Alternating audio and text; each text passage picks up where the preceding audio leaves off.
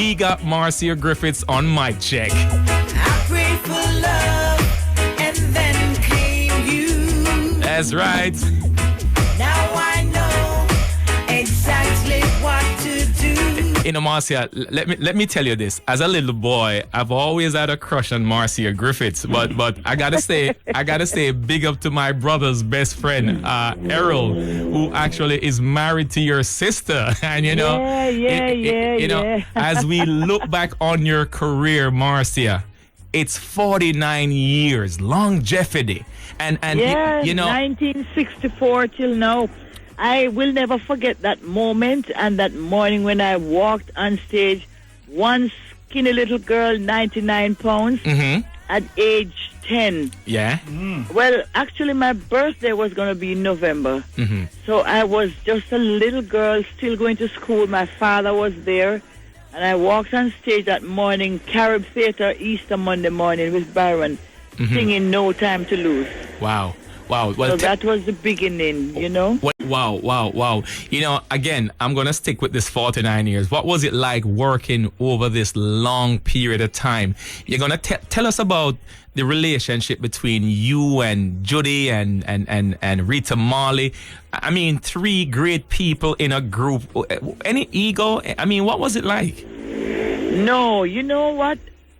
Coming together was never a coincidence or any mistake. I think three of us coming together was ordained by the Almighty God. I have no doubt about that, and any one of us you speak with, they would tell you the same thing, because it was like three links to come together to make one whole, and we were the three links. If it was just two of us, because Rita and myself did Rocket Baby with Bob a couple of years before we met Sister Judy. And there was a missing link, and that was Sister Judy. As I said earlier, it was ordained by Almighty God for us to come together, because we were like the Trinity. We were there for Bob, you know, 24/7, and I don't think things would have been the same if we were not right beside Bob. Wow. You know, we were doing even more than just singing backup for Bob. We were there as another eye, a guide, and very quickly I'll say this too. Brings me to remember the night in Madison. It was the very first time that we were going to be separated. When we are traveling on the road or touring, we were placed in a different hotel from where Bob was when he performed at the Madison. And I think that was the night where, as I said, that was the straw that brought the camel's back. Oh, this was the night with the Commodores, right? Yes. And we were not able to see what was going on. Wow. And you know, because Rita was always like a mother hen.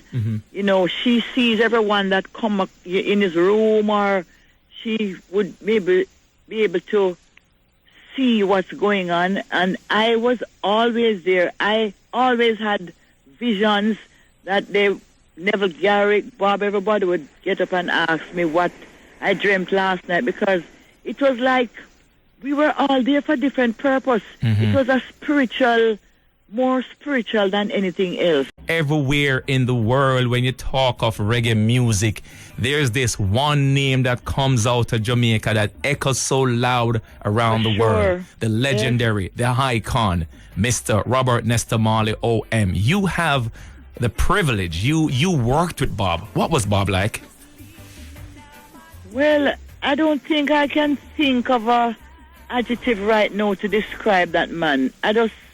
I will speak very freely without any apology that I am sure he was truly a messenger sent by God to do the work that he did. I have no doubt about that, because that man was just different from everybody else that I've ever seen or met in my life. He spoke different. He did everything different from everyone else. He was just unique, and I usually say, when I'm expressing myself to people, that if you saw Bob in the busiest airports with the crowd of people walking in the airport. He stood out that you would look on this particular man and wonder who that guy was, not knowing who that is Bob Marley.